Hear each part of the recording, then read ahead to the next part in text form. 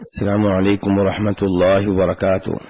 ان الحمد للہ نحمده ونستعینه ونستغفره ونعوذ باللہ من شرور انفسنا ومن سیئات اعمالنا من يهده الله فلا مضل له ومن يضلل فلا هادي له واشهد ان لا اله الا الله وحده لا شريك له وأشهد أن محمدا عبده ورسوله. يا أيها الذين آمنوا اتقوا الله حق تقاته ولا تموتن إلا وأنتم مسلمون. يا أيها الناس اتقوا ربكم الذي خلقكم من نفس واحدة وخلق منها زوجها وبث منهما رجالا كثيرا ونساء واتقوا الله الذي تساءلون به والأرحام إن الله كان عليكم رقيبا.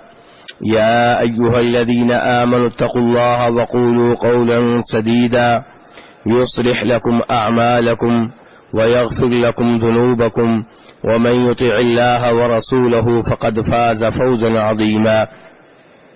أما بعد فإن خير الحديث كتاب الله وخير الهدي هدي محمد صلى الله عليه وسلم وشر الأمور محدثاتها وكل محدثة بدعة وكل بدعة ضلالة وكل ضلالة في النار. ہر قسم کی حمد و ثنا اللہ تبارک و تعالی کے لیے اور بے شمار درود و سلام ہوں امام الانبیاء خاتم النبیین رحمت للعالمین جناب محمد صلی اللہ علیہ وسلم کی ذات اقدس پہ. آج کا درس کتاب العلم سے ہے. یہ شیخ ابن عثیمین رحمہ اللہ کی تالیف ہے اور اس میں انہوں نے علم کے بارے میں گفتگو کی ہے کہ علم کسے کہتے ہیں اور جس علم کی قرآن و حدیث میں فضیلت بیان ہوئی ہے وہ کون سا علم ہے اور علم حاصل کرنے کے آداب کیا ہیں، فضائل کیا ہیں، حکم کیا ہے، کون سی کتابیں ہیں جن کا شرعی علم کے حصول کے سلسلے میں بہت زیادہ مطالعہ کرنا چاہیے. اس بارے میں کتاب لکھی گئی ہے. ظاہر ہے کہ اس کتاب پہ درس ایک دن میں دینا ممکن نہیں ہے، یہ سلسلہ کئی دنوں تک چلے گا. تو آج سے اس سلسلے کا آغاز کرتے ہیں. کتاب کے مؤلف نے اپنی کتاب کو کئی ابواب میں تقسیم کیا ہے اور ہر باب میں کئی فصلیں ہیں. تو جو پہلا باب ہے، پہلا باب جو ہے اس میں وہ کہتے ہیں کہ یہ علم کے بارے میں ہے. علم کی پہچان کیا ہے، علم کہتے کسی ہیں، علم کی تعریف کیا ہے اور علم کے فضائل کیا ہے اور علم حاصل کرنے کا حکم کیا ہے. تو کہتے ہیں کہ اس میں پھر 3 فصلیں ہیں. پہلی فصل میں یہ بیان کیا جائے گا کہ علم کی تعریف کیا ہے، دوسری فصل میں علم کے فضائل اور تیسری فصل میں علم حاصل کرنے کا حکم. تو پہلی فصل میں کہتے ہیں کہ لغوی لحاظ سے علم جو ہے یہ جہالت کی ضد ہے. کس کی ضد ہے؟ جہالت کی ضد علم ہے. اور علم کسے کہتے ہیں؟ کسی چیز کی حقیقت کو ویسے ہی پا لینا جیسے وہ ہے، یہ علم ہے. کسی چیز کے بارے میں معلومات ویسے ہی لے لینا جیسے وہ چیز ہے، اس کا نام علم ہے. اگر آپ کے پاس معلومات کچھ اور ہیں، چیز کچھ اور ہے، تو پھر یہ علم نہیں ہے. جس چیز کے بارے میں آپ معلومات لینا چاہتے ہیں اس کے بارے میں معلومات آپ ایسے ہی لے لیں جیسے وہ چیز ہے، اس کو علم کہتے ہیں. کہتے ہیں کہ لوگوں کی اصطلاح میں علم جو ہے یہ معرفت کا نام ہے. کس کا نام ہے؟ معرفت کا، یعنی علم کا ہی. اور یہ جہالت کی ضد ہے. اور کچھ اہل علم یہ کہتے ہیں کہ ان العلم اوضح من ان يعرف، کہ علم اتنی عام سی چیز ہے کہ اس کی تعریف کرنے کی ضرورت نہیں ہے. علم واضح چیز ہے، اب اس کی آپ تعریف کرنے بیٹھ جائیں تو یہ درست نہیں ہے. علم کہہ لیں، ہر کوئی جانتا ہے کہ علم کیا چیز ہے. کتاب کے مؤلف کہتے ہیں والذی یعنینا هو العلم الشرعی. اب علم کئی طرح کا ہوتا ہے، دنیا کے بارے میں معلومات، شریعت کے بارے میں معلومات. کتاب کے مؤلف کہتے ہیں جس علم سے ہمیں غرض ہے، جس علم سے ہمیں غرض ہے وہ شرعی علم ہے. وہ کون سا علم ہے؟ شرعی علم ہے. والمراد به، شرعی علم سے کیا مراد ہے؟ علم ما انزل اللہ علی رسولہ من البینات والہدی، کہ جو اللہ نے علم نازل کیا ہے، جو اللہ نے ہدایت نازل کی ہے، جو اللہ نے واضح دلائل نازل کیے ہیں، ان کے بارے میں معلومات لینا یہ شرعی علم ہے اور اسی سے ہمیں غرض ہے. کہتے ہیں فالعلم الذی فیہ الثناء والمدح هو علم الوحی، کہ وہ علم جس کے بارے میں قرآن و حدیث میں بڑی تعریف آئی ہے کہ جو یہ علم حاصل کرے گا اسے یہ ثواب ملے گا، وہ فضیلت ملے گی. جس علم کے بارے میں فضائل آئے ہیں، جس علم کے بارے میں تعریفیں بیان کی گئی ہیں، وہ دنیا کا علم ہے کہ شرعی علم ہے؟ کتاب کے مؤلف کہتے ہیں وہ شرعی علم ہے، وحی کا علم ہے، اس چیز کا علم ہے جس کو اللہ نے نازل کیا ہے. کہتے ہیں قال النبی صلی اللہ علیہ وسلم، نبی صلی اللہ علیہ وسلم نے فرمایا، بخاری شریف کی حدیث ہے، مسلم میں بھی آئی ہے، من یرید اللہ بہ خیرا یفقہہ فی الدین، کہ اللہ تعالیٰ جس کے ساتھ بلائی کا ارادہ کر لیں، جس کے ساتھ اللہ بلائی کرنا چاہے اسے اللہ کیا دیتے ہیں؟ دین کی سمجھ بوجھ دیتے ہیں. یہ اللہ اسے فیکٹریوں کا مالک بنا دیتے ہیں. نشانی بتائی جا رہی ہے کہ کس آدمی کے اوپر خیر ہے اللہ کی، کون اللہ کی طرف سے خیر پہ ہے. فرمایا وہ جسے اللہ تعالیٰ دین کا علم دے رہے ہیں، دین میں سمجھ بوجھ دے رہے ہیں، قرآن کا علم حاصل کر رہا ہے، قرآن کی تلاوت سیکھ رہا ہے، قرآن کا ترجمہ سیکھ رہا ہے، قرآن کی تفسیر سیکھ رہا ہے، نبی علیہ الصلوۃ والسلام کی احادیث سیکھ رہا ہے، کیونکہ یہی وہ چیز ہے جو اوپر سے نازل ہوئی ہے. باقی جو علماء کرام نے دین کے بارے میں کتابیں لکھی ہیں یہ ان کی سوچ ہے، یہ ان کی سمجھ ہے جو انہوں نے دین سے حاصل کی ہے، لیکن جو اوپر سے نازل ہوا ہے وہ خود قرآن ہے اور نبی علیہ الصلوۃ والسلام کی احادیث ہے. کہتے ہیں ایسے ہی نبی علیہ الصلوۃ والسلام فرماتے ہیں، ابو داؤد وغیرہ کی حدیث ہے، ان الانبیاء لم یورثوا دینارا ولا درہما وانما ورثوا العلم فمن اخذہ اخذ بحظ وافر، کہ انبیاء کرام علیہم الصلوۃ والسلام وراثت میں کیا چیز چھوڑ کر گئے ہیں؟ جی کیا انہوں نے اپنی وراثت میں درہم و دینار چھوڑے تھے، جائیدادیں چھوڑی تھیں؟ نہیں، انہوں نے اپنی وراثت میں علم چھوڑا ہے. فمن اخذہ اخذ بحظ وافر، اور انہوں نے جو وراثت چھوڑی ہے علم کی شکل میں یہ ان کی اولاد کے لیے مخصوص ہے. بولیے بھائی صاحب، کوئی بھی لے سکتا ہے. یہ ہے انبیاء کرام کی وراثت، دین کا علم، اور اس کا کوئی بھی وارث بن سکتا ہے. اپنی محنت ہے، محنت کے مطابق جتنا وارث بننا چاہتے ہیں بن جائیں. کیوں جی والد صاحب کا وارث بننے کے لیے ہم کتنی محنت کرتے ہیں، عدالتوں میں پہنچ جاتے ہیں کہ یہ دکان میری بنتی ہے، بھائی نے قبضہ کر لیا ہے. ایسا ہے کہ نہیں ہے؟ والد صاحب کی وراثت لینے کے لیے جھگڑے، عدالتیں، پنچایتیں، ثالثی کونسل. اور انبیاء کرام علیہم الصلوۃ والسلام کی وراثت سے اعراض کیوں؟ آپ تو ترغیب دے رہے ہیں. اور یہاں سے بھی پتا چلا کہ قرآن عام آدمی کو سیکھنا چاہیے یا نہیں، کیونکہ سنا ہے کچھ مولوی صاحبان عام لوگوں سے کہتے ہیں تم نہ قرآن سیکھنا، تم سیکھو گے تو گمراہ ہو جاؤ گے. ایسے ہی ہے، یہ سوچ پائی جاتی ہے نا. لیکن نبی علیہ السلام تو فرما رہے ہیں کہ ہم نے وراثت میں علم چھوڑا ہے، جس نے لینا لے لے، اور جتنا کو لے سکتا ہے لے لے. تو اس لیے میرے بھائی یہ دین کا علم ہے، شرعی علم ہے، اسے لینے کے لیے آگے بڑھیں. آپ کی ہمت ہے کہ آپ اپنے نبی کے کتنے وارث بنتے ہیں.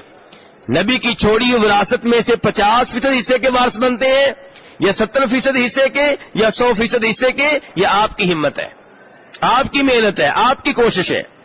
ہاں جی، فی الحال آپ نبی علیہ السلام کی چھوڑی وراثت میں سے کتنے کے وارث بن چکے ہیں؟ جی آئی صاحب بتائیے. تو میرے بھائی آپ کی وراثت سے اعراض نہ کیجیے، آگے بڑھیے، آپ تو ترغیب دے رہے ہیں کہ آگے آئیے۔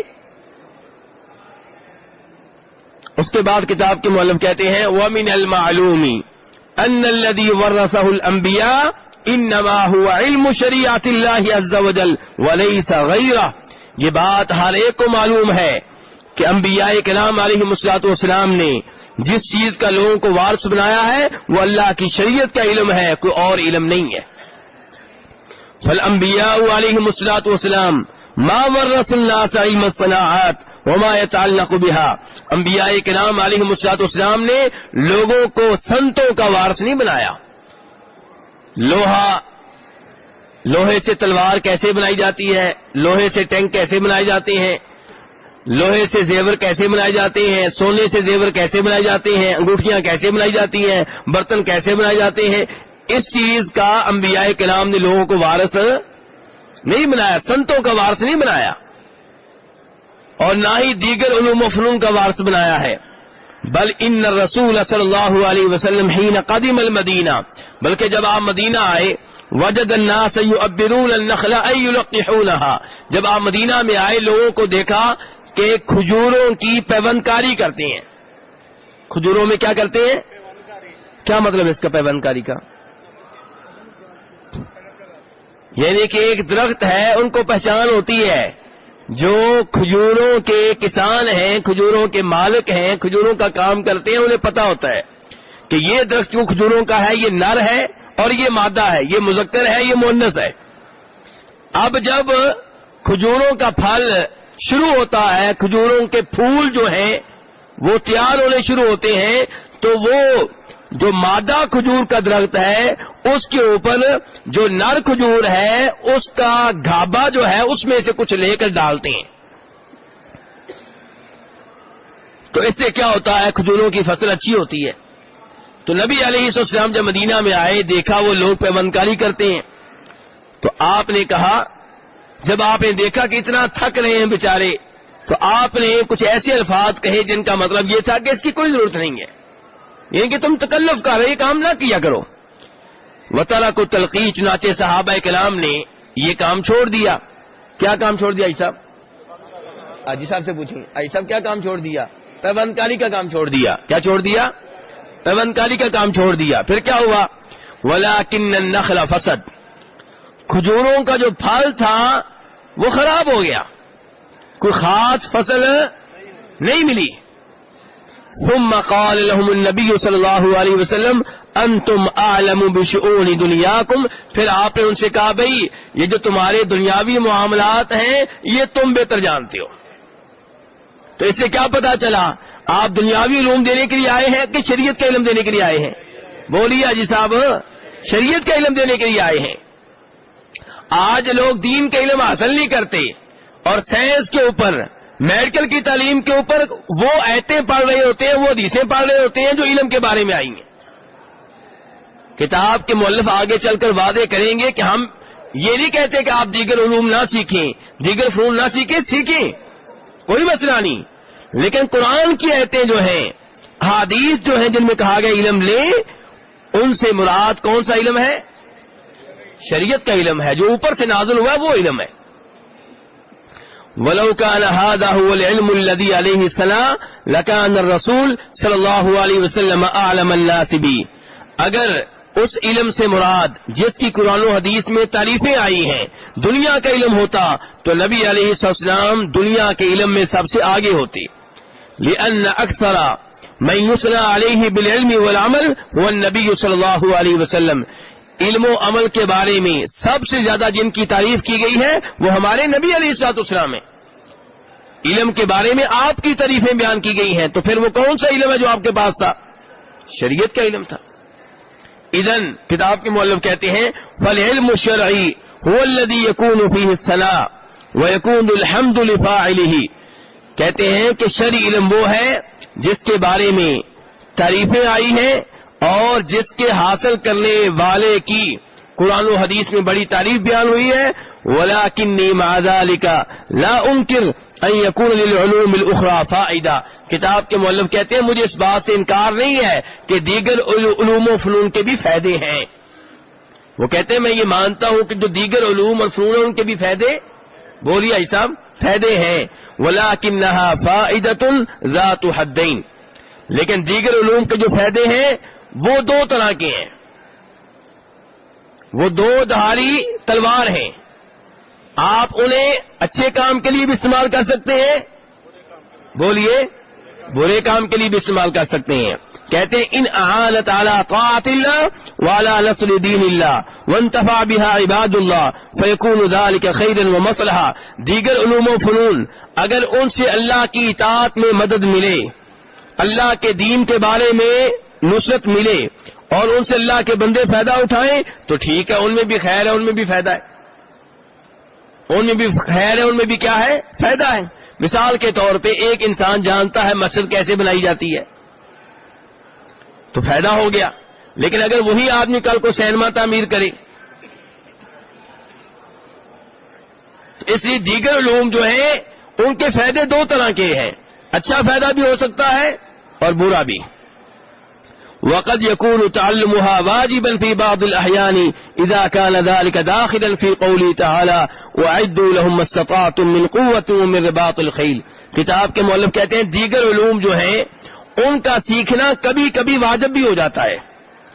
جو دیگر علوم ہیں ان کا سیکھنا کبھی کبھی کیا ہوتا ہے، واجب ہوتا ہے، جبکہ دیگر علوم اس آیت میں شامل ہوں جس آیت میں اللہ تعالیٰ کہتے ہیں سورہ انفال میں کہ وَأَعِدُّوا لَهُمْ مَا اسْتَطَعْتُم مِّن قُوَّةٍ وَمِن رِّبَاطِ الْخَيْلِ، کہ اپنے دشمنوں کے لیے، کافروں کے لیے تیار رہو، قوت حاصل کرو، گھوڑے باندھ کر رکھو. اب تیر اندازی سیکھنا، نشانہ بازی سیکھنا، آپ گولی جب چلائیں تو دشمن کو تک پہنچے یہ طریقہ سیکھنا، ٹینک چلانے کا طریقہ سیکھنا، یہ جو علوم ہیں اگر ان میں کوئی اور ماسٹر نہیں ہے اور آپ کو مہارت مل رہی ہے تو یہ واجب ہے کہ آپ یہ مہارت حاصل کریں. تو دیگر علوم جو ہیں وہ کبھی کبھی کیا ہو جاتے ہیں، کبھی کبھی واجب ہو جاتے ہیں، ان کا سیکھنا واجب ہو جاتا ہے. وقد ذکر کثیر من اہل العلم ان تعلم الصناعات فرض کفایہ. بہت سے علماء کرام نے کہا ہے کہ یہ جو صنعتیں ہیں ان کا علم لینا بھی فرض کفایہ ہے. کیا ہے فرض کفایہ کا مطلب کیا ہے؟ کہ کچھ نہ کچھ لوگ ہونے چاہیے جو ان کا علم لیں. اگر کچھ لوگوں نے یہ علم لے لیا ہے باقی نہیں لیتے تو کوئی مسئلہ نہیں ہے. وذلك لأن الناس لا بد لهم من أوان يطبخون بها ويشربون بها وغير ذلك من الأمور التي ينتفعون بها. کیونکہ لوگوں کے لوگ جو ہیں وہ مجبور ہیں، وہ محتاج ہیں برتنوں کے. ان کے محتاج ہیں برتنوں کے، جن میں کھانا کھا سکیں، کھانا پکا سکیں، جن کے ساتھ پانی پی سکیں. تو اس سے پتا چلا اب برتن بنانے کا علم سیکھنا ضروری ہے. کچھ نہ کچھ لوگ ہونے چاہیے جن کو پتا ہو کہ برتن کیسے بنائے جاتے ہیں. فَإِذَا لَمْ يُوجَدْ مَنْ يَقُومُ بِهَذِهِ الْمَصَالِحِ صَارَ تَعَلُّمُهَا فَرْضَ کِفَایَہ. اگر کوئی بھی نہ سیکھے پھر چند لوگ آگے بڑھیں اور یہ سیکھیں، فرض کفایہ ہے. اگر کوئی بھی نہیں سیکھے گا تو کچھ علماء کرام کہتے ہیں تو کہ یہ پھر غلط ہوگا. وَهَذَا مَحَلُّ جَدَلْ بَيْنَ أَهْلِ الْعِلْمِ.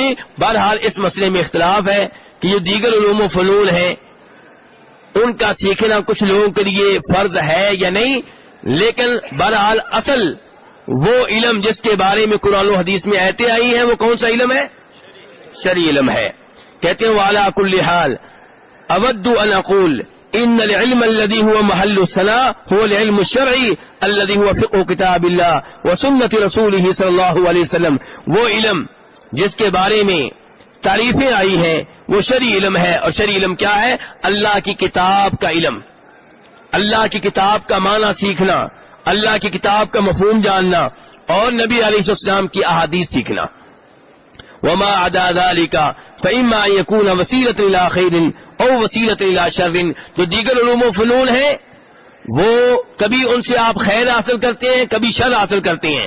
اگر خیر حاصل کریں گے تو وہ فنون اچھے ہوں گے، اگر ان کے ذریعے شر تک پہنچیں گے تو وہ فنون کیا ہوں گے؟ میرے بھائی ایک آدمی تلوار جو ہے بنانے کا طریقہ سیکھتا ہے، نیت اس کی یہ ہے کہ یہ مسلمان فوجی لیں گے، کافروں کی گردنیں اڑائیں گے، جہاد کریں گے، تو اچھا کام ہو گیا. اگر ایک آدمی سیکھتا ہے اس لیے کہ تلواریں بنانی ہم نے، اور یہ جو ساتھ والے محلے والے ہیں، یہ جو ساتھ والی برادری ہے وہ بھی مسلمان ہیں، ان پہ چلانی ہے، تو اب کیسا ہوگا؟ اب یہ علم جو آپ لے رہے ہیں یہ شر ہے۔ تو دیگر علوم و فنون جس مقصد کے لیے سیکھیں گے اسی کے مطابق وہ علم ہوگا۔ اگر خیر کے لیے سیکھیں گے تو علم خیر ہے، شر کے لیے سیکھیں گے تو علم کیا ہے؟ شر ہے۔ لیکن دین کے علم میں خیر ہی خیر ہے۔ دوسری فصل کتاب کے مؤلف کہتے ہیں فضائل العلم، علم کے فضائل کیا ہے؟ کہتے ہیں کہ اللہ تعالیٰ نے علم اور اہل علم کی بڑی تعریفیں بیان کی ہیں۔ وَحَثَّ عِبَادَهُ عَلَى الْعِلْمِ، اللہ نے اپنے بندوں کو علم سیکھنے کی ترغیب دی ہے، اور اگر کسی کے پاس علم ہے تو اللہ نے کہا اور حاصل کرو۔ اور اسی طرح نبی علیہ السلام کی حدیث میں بھی علم کے بڑے فضائل وارد ہوئے ہیں۔ فَالْعِلْمُ مِنْ أَفْضَلِ الْأَعْمَالِ الصَّالِحَةِ۔ میرے بھائی کبھی کبھی سوال کرتے ہیں، کیوں جی آپ سو رہے ہیں کہ جاگ رہے ہیں؟ کیوں جی صاحب سو رہے ہیں کہ جاگ رہے ہیں؟ آپ جاگ رہے ہیں تو آپ سمجھتے ہیں سب جاگ رہے ہیں، مجھے اوپر سے نظر آ رہے ہیں۔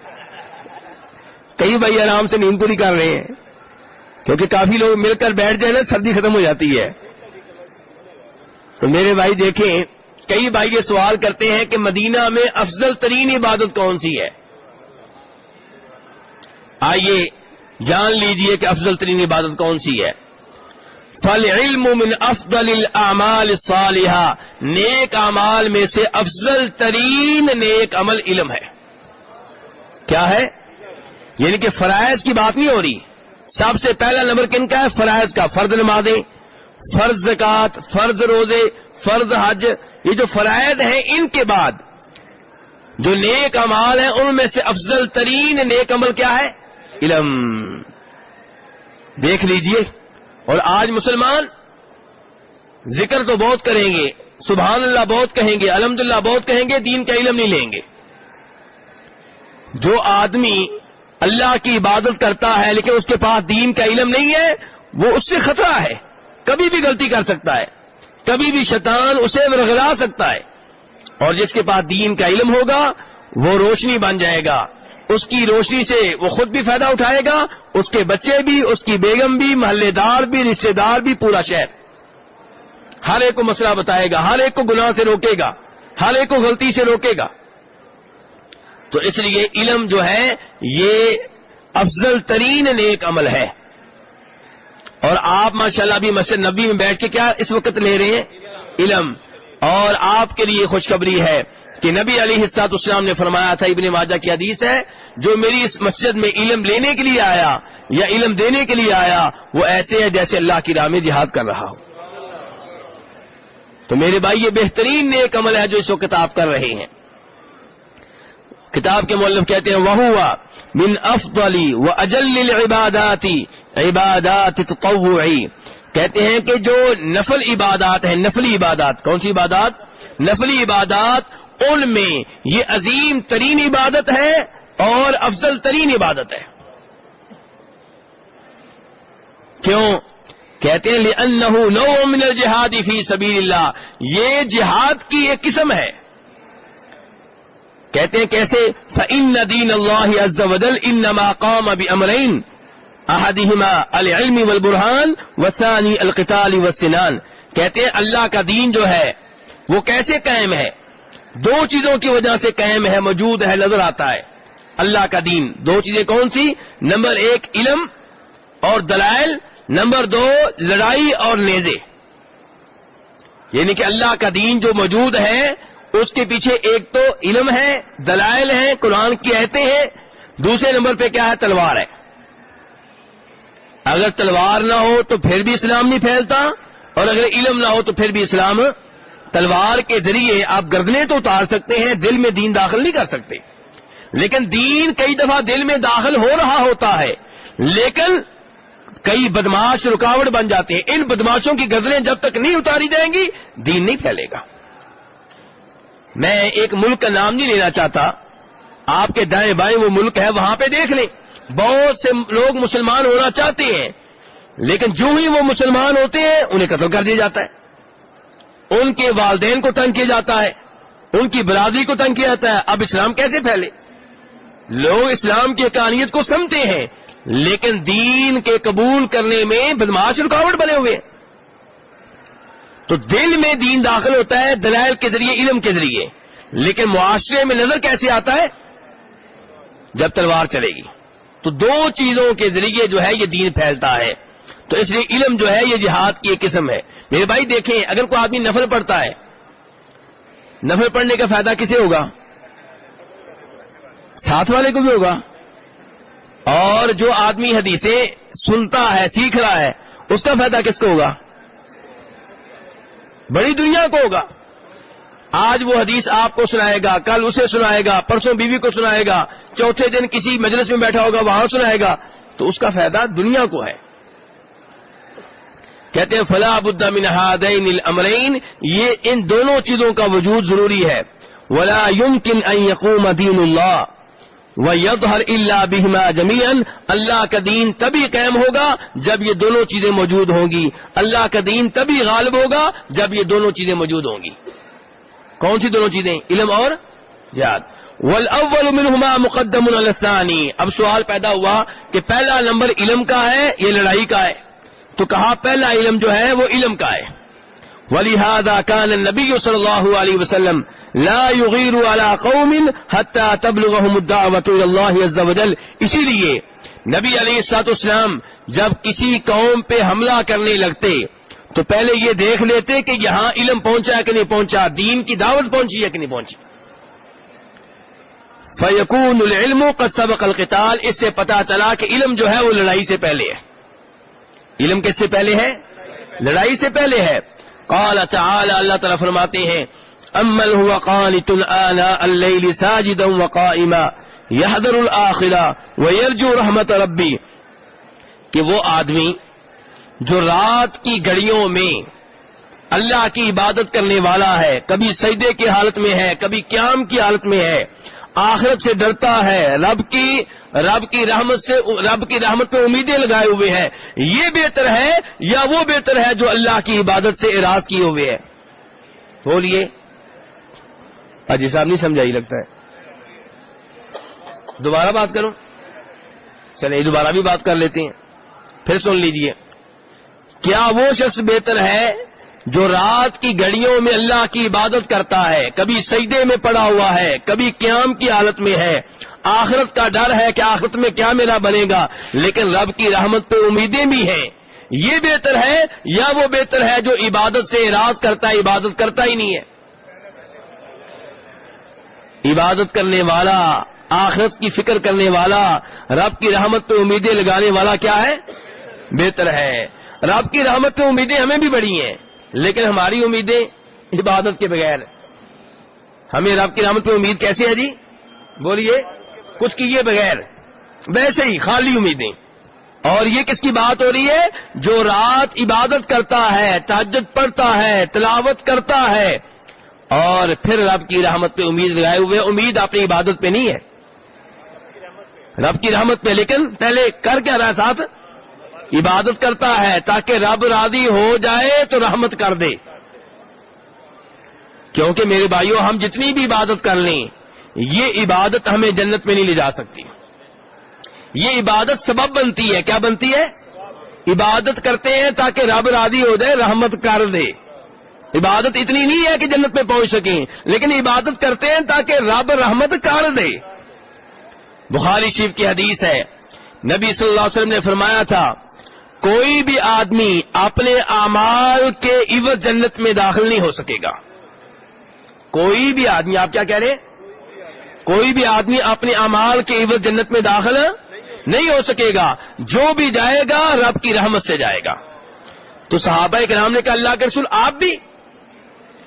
یہ کہ صحابہ کرام کا خیال تھا آپ کے تو اتنے اعمال ہیں، اتنی نیکیاں ہیں، یعنی کہ آپ تو کم از کم اپنے اعمال کے عوض میں جائیں گے نا. صحابہ کرام کی سوچ یہ تھی. آپ نے فرمایا نہیں، میں بھی اپنے اعمال کی قیمت کے طور پہ جنت میں نہیں جاؤں گا. الا ان یتغمدنی اللہ برحمت منہ، میں بھی جنت میں تب داخل ہو سکوں گا جب رب کی رحمت میرے اوپر ہوگی.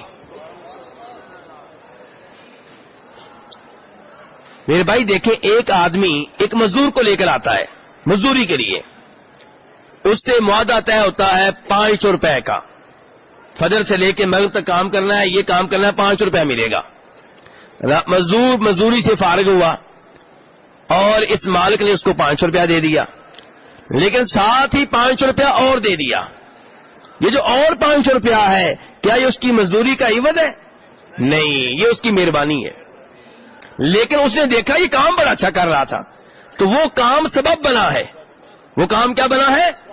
ہماری جتنی بھی عبادت ہے یہ تو اللہ کی ایک نعمت کا عوض نہیں بن سکی. ایک آنکھ کو لے لیں آپ، پوری زندگی عبادت کرتے رہے، ہم تو اس کا بدلہ نہیں چکا سکے. ایک ہاتھ کا بدلہ نہیں چکا سکے، ایک پاؤں کا بدلہ نہیں چکا سکے، دل کا، جگر کا، دماغ کا، چہرے کا، ہم تو پرانی نعمتوں کا بدلہ نہیں چکا سکے. جنت کا ہم نے کیا کرنا ہے؟ لیکن جنت جانے میں یہ اعمال کیا بنتے ہیں؟ سبب بنتے ہیں. کیا بنتے ہیں؟ ہم عبادت کرتے ہیں، رب راضی ہوگا، رحمت ہوگی، جنت میں چلے جائیں گے. تو بہرحال کہنے کا مطلب یہ ہے کہ اللہ تعالیٰ یہاں پہ فرما رہے ہیں کہ یہ آدمی جو ہے جو رات کو عبادت کرتا ہے، سجدے کی حالت میں ہے، قیام کی حالت میں ہے، آخرت کی فکر ہے، رب کی رحمت پہ امیدیں لگائے ہوئے ہیں، یہ بہتر ہے یا وہ جو اللہ کی عبادت سے اعراض کیے ہوئے ہے، منہ موڑے ہوئے؟ کون سا بہتر ہے؟ یہ پہلا بہتر ہے. کتاب کے مؤلف کہتے ہیں یہ جو رات کو عبادت کرتا ہے، اللہ کے ثواب کی امیدیں لگائے ہوئے ہے، آخرت کی فکر ہے، کیا اس کا یہ عمل علم کی بنیاد پہ ہے کہ جہالت کی بنیاد پہ ہے؟ علم کی بنیاد پہ ہے. کہتے ہیں اسی لیے اللہ تعالی نے اس کے بعد فوراً کہا ہے هل يستوي الذين يعلمون والذين لا يعلمون، جو علم والے ہیں اور جو علم سے غافل ہیں کیا یہ برابر ہو سکتے ہیں؟ نہیں. علم والا جو ہے وہ رات کو اٹھ کے عبادت کرتا ہے، قیام کرتا ہے، آخرت کی اسے فکر ہے، رب کی رحمت پہ امیدیں لگائے ہوئے ہے، اور جو جاہل ہے وہ رات کو سویا پڑا ہے، عشاء کی نماز پڑھے بغیر سوتا ہے اور فجر کی نماز بھی نہیں پڑھتا، تہجد بھی نہیں پڑھتا، شیطان اس کی گدی پہ پیشاب کرتا ہے. یہ دونوں کیسے برابر ہو سکتے ہیں؟ تو علم والا اور جو علم سے کوڑا ہے یہ دونوں برابر نہیں ہو سکتے. کہتے ہیں لا يستوي الذي يعلم والذي لا يعلم، علم والا اور جو علم سے کوڑا ہے برابر نہیں ہو سکتے. جیسا کہ لا يستوي الحي والمیت، جیسے زندہ اور مردہ برابر کہ دونوں برابر ہیں. آپ لوگ تو کہتے ہیں مردہ جو ہے زندہ سے بھی آگے نکل جاتا ہے. جب وہ مردہ ہوتا ہے آپ کہتے ہیں اب مشکل کشا ہو گیا ہے، حاجت روا ہو گیا ہے، غوث اعظم ہو گیا ہے. کیوں جی؟ اب بیٹے دینے لگا اندر جا کے. جب زندہ تھا تو اس کا اپنا بیٹا بھی نہیں تھا، جب قبر میں گیا تو بیٹے دینے شروع ہو گیا ہے. یہ مشرک کا عقیدہ ہوتا ہے. ٹھیک ہے. اور صحیح عقیدہ کیا ہے؟ وہ کہہ رہے ہیں زندہ اور مردہ برابر نہیں ہو سکتے. قرآن میں بھی آیا ہے سننے والا اور جو بہرا ہے یہ برابر نہیں ہو سکتے. والبصیر والاعمی، دیکھنے والا اور اندھا برابر نہیں ہو سکتے. العلم نور یہتدی بہ الانسان، علم روشنی ہے. علم کیا ہے؟ روشنی ہے.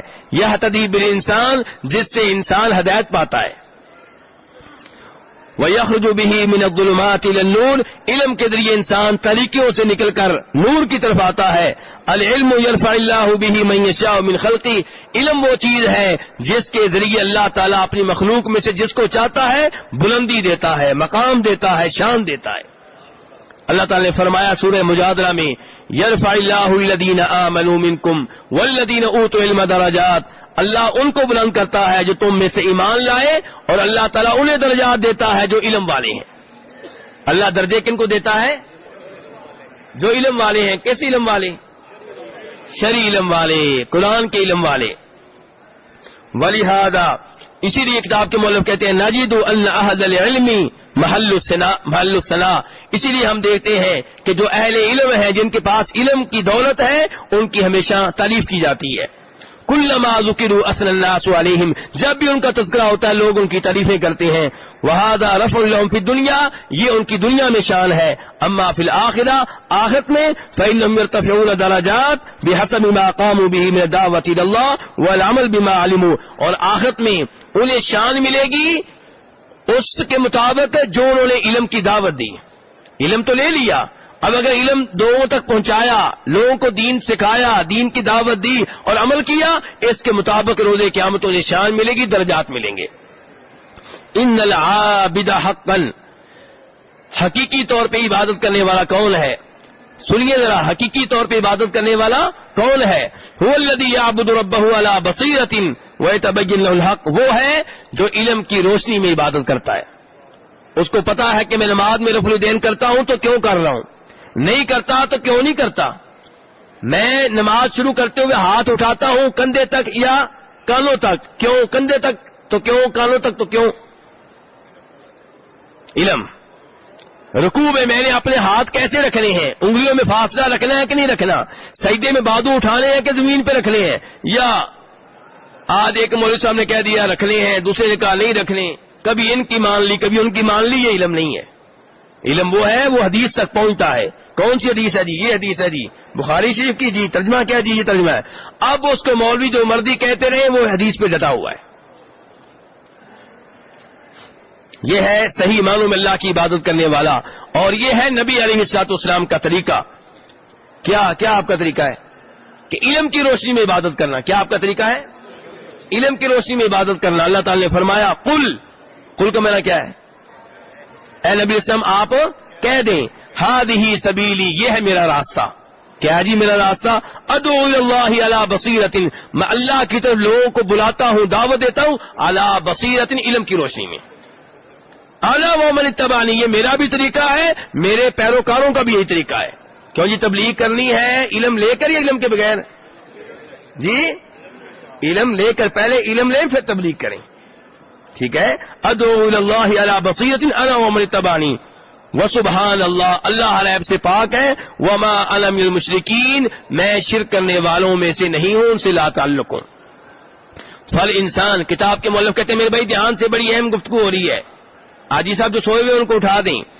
فل انسان الذی تطہر وهو يعلم انه على طریق شرعی هل هو كالذی تطہر من اجل انه رأى اباه او امه يتطہران. کہتے ہیں وہ انسان جو طہارت حاصل کرتا ہے اور وہ جانتا ہے کہ یہ شریعت کا راستہ ہے. طہارت حاصل کرتا ہے کس کی وجہ سے؟ شریعت کی وجہ سے. کیا وہ اس کی طرح ہو سکتا ہے جو اس لیے طہارت حاصل کرتا ہے کہ ابا جی یہ کرتے ہیں، اماں جی یہ کرتی ہیں؟ کیوں جی؟ ایک آدمی جمعہ کے دن غسل کرتا ہے اس لیے کہ شریعت نے کہا ہے، اور ایک اس لیے کہ لوگ کرتے ہیں.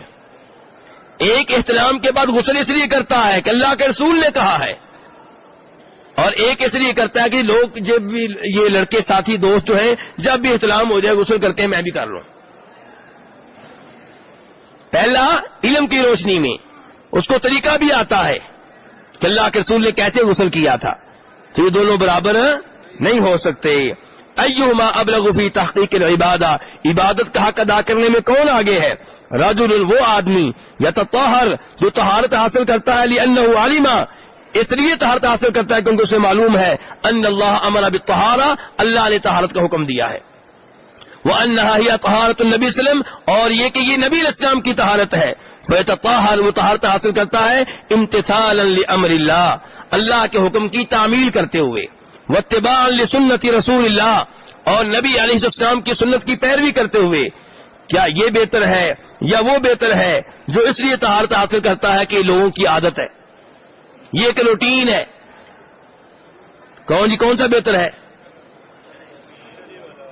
جو اس لیے طہارت حاصل کرتا ہے کہ اللہ کا حکم ہے اور اللہ کے رسول کا طریقہ ہے، اور دوسرا جی لوگ کرتے ہیں میں بھی کر رہا ہوں. فالجواب بلا شک ان الاول هو الذي يعبد الله على بصیرۃ. کتاب کے مؤلف کہتے ہیں اس میں کوئی شک و شبہ نہیں کہ پہلا آدمی جو ہے وہ اللہ کی عبادت کر رہا ہے علم کی روشنی میں. فهل يستوي هذا وذاك، کیا یہ دونوں برابر ہو سکتے ہیں؟ نہیں. وان كان فعل كل منهما واحدا، حالانکہ دونوں کا عمل ایک جیسا ہی ہے. اس نے بھی غسل کیا، اس نے بھی غسل کیا، اس نے پانی بہایا، اس نے بھی بہایا، لیکن ایک علم کی روشنی میں دوسرا علم کے بغیر، دونوں میں بہت بڑا فرق ہے.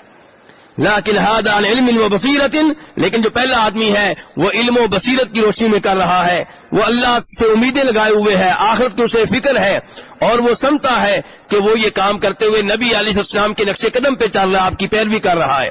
کتاب کے مؤلف کہتے ہیں میں یہاں پہ کچھ دیر کے لیے رکوں گا. یہ کون کہہ رہے ہیں؟ کتاب کے مؤلف کہہ رہے ہیں میں یہاں پہ کچھ دیر کے لیے رکوں گا، اور میں آپ سے پوچھنا چاہوں گا کیا وضو کرتے ہوئے ہمیں اس بات کا ادراک ہوتا ہے کہ ہم اللہ کے حکم کی تعمیل میں یہ کام کر رہے ہیں؟ کیا ہمارے ذہنوں میں یہ بات ہوتی ہے کہ ہم اس آیت پہ عمل کر رہے ہیں جس آیت میں اللہ نے کہا ہے یا ایھا الذین آمنوا اذا قمتم الی الصلاۃ فاغسلوا وجوہکم وایدیکم الی المرافق، اے ایمان والو جب نماز کے لیے کھڑے ہونے لگو تو اپنا چہرہ دھو لیا کرو، اپنے بازو کوڑیوں تک دھو لیا کرو، اپنے سر پہ مسح کر لیا کرو، اپنے پاؤں ٹخنے تک دھو لیا کرو۔ کیا وضو کرتے ہوئے احساس ہوتا ہے کہ میں اللہ کے اس حکم کی تعمیل کر رہا ہوں؟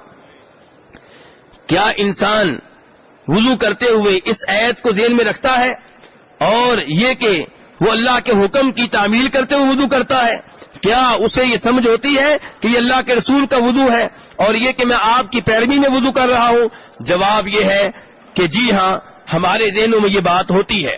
اگر ہمارے ذہن میں یہ بات ہے تو الحمدللہ۔ حقیقت یہ ہے کہ ہم میں سے کچھ لوگوں کے ذہن میں یہ بات ہوتی ہے، اسی لیے واجب یہ ہے کہ عبادت کرتے ہوئے کہ ہم اللہ کے حکم کی تعمیل میں یہ کام کریں تاکہ اخلاص جو ہے وہ پورا ہو ہماری نیت میں، اور تاکہ ہم اللہ کے رسول کی پیروی کرنے والے بنیں۔ ہم جانتے ہیں کہ وضو کی شرطوں میں سے ایک شرط ہے نیت۔ وضو کی شرائط میں سے ایک شرط کیا ہے؟ کیا ہے بھائی صاحب؟ کیا مطلب؟ ایک آدمی باہر سے محنت مزدوری کر کے آیا، گھر میں دن کے 12 بجے داخل ہوا تو اس نے کہا گرمی ہے، پسینہ آ رہا ہے، میں منہ دھو لوں، ہاتھ دھو لوں، پاؤں دھو لوں۔ تو اس نے چونکہ وضو کی ایک عادت بنی ہوئی ہے، اس عادت کے مطابق اس نے دھویا، چہرہ اپنا، بازو دھوئے، پاؤں دھوئے، لیکن وضو والے طریقے کے مطابق۔ تھوڑی دیر بعد اذان ہو گئی، کیا وضو ہو گیا اس کا؟ بالکل نہیں ہوا، کیونکہ اس کی نیت وضو کی نہیں تھی۔ یہ بات ذہن میں رکھنے والی ہے۔ کہتے ہیں لیکن النیہ قد یراد بها نیت العمل، کہتے ہیں نیت سے مراد کبھی یہ ہوتا ہے کہ عمل کرنے کی نیت، اور یہ وہ چیز ہے جو فقہ کی کتابوں میں لکھی ہوئی ہے کہ نیت یہ وضو کر رہا ہوں کہ صفائی کر رہا ہوں، یہ واجب غسل کر رہا ہوں احتلام والا، یا ویسے پسینہ دور کرنے کے لیے غسل کر رہا ہوں، یہ وہ نیت ہے جس کا تذکرہ کہتے ہیں فقہ کی کتابوں میں ملے گا۔ کہتے ہیں ایک نیت اور بھی ہوتی ہے، وہ کیا کہ یہ عمل میں کیوں کر رہا ہوں، یہ عمل میں کیوں کر رہا ہوں، کس کے لیے کر رہا ہوں۔ تو ہمیں اس بڑے عظیم کام کے لیے خبردار رہنا چاہیے، اور وہ یہ کہ جب ہم یہ عبادت کرنے لگے تو ہمارے ذہنوں میں یہ بات ہو کہ ہم اللہ کے حکم کی تعمیل میں یہ کر رہے ہیں، اور یہ کہ اللہ کے رسول علیہ السلام نے کام کیا تھا ہم آپ کی پیروی میں کر رہے ہیں، کیونکہ کسی عمل کے ٹھیک ہونے کی 2 شرطیں ہیں۔ آپ کا کوئی عمل تب ٹھیک ہوگا جب اس میں 2 شرطیں پائی جائیں۔ کتنی شرطیں پائی جائیں صاحب؟ کون کون سی؟ نمبر 1 نیت، نمبر 2 اللہ کے رسول کی اتباع، یعنی کہ نیت صاف ہو، اللہ کے لیے کر رہی ہے، نمبر 2 طریقہ کیسا ہو، نبی اسلام کا۔ کئی لوگوں کی نیت صاف ہوتی ہے، کل بھی کوئی بھائی تذکرہ کر رہے تھے، نیت صاف ہوتی ہے لیکن عمل اللہ کے رسول کے مطابق نہیں ہوتا ہے، ثواب نہیں ملے گا۔ اور کئی لوگوں کا عمل ٹھیک ہوتا ہے، مثلا نماز پڑھ رہا ہے اللہ کے رسول کے طریقے کے مطابق بالکل، لیکن نیت کیا ہے؟ کیوں جی صاحب دیکھ رہے ہیں، وہ کہیں گے بڑا عجیب نمازی ہے، کیوں جی عمل ٹھیک ہے، نیت خراب ہوگی۔ کہیں نیت ٹھیک ہوتی ہے، عمل اللہ کے رسول کے طریقے کے مطابق نہیں ہوتا۔ تو اس لیے وہ کہتے ہیں کہ اگر آپ چاہتے ہیں کہ لا الہ الا اللہ محمد رسول اللہ کی گواہی پکی ہو آپ کی طرف سے، تو پھر اللہ کے لیے عبادت کریں خالص، اور اللہ کے رسول کی پیروی کے مطابق کریں۔ کتاب کے مؤلف کہتے ہیں اب ہم اپنے اصل مقصد کی طرف واپس آتے ہیں، اور وہ ہے علم کے فضائل۔ یہ باقی گفتگو انشاءاللہ جاری و ساری رہے گی۔ اب میں آپ کے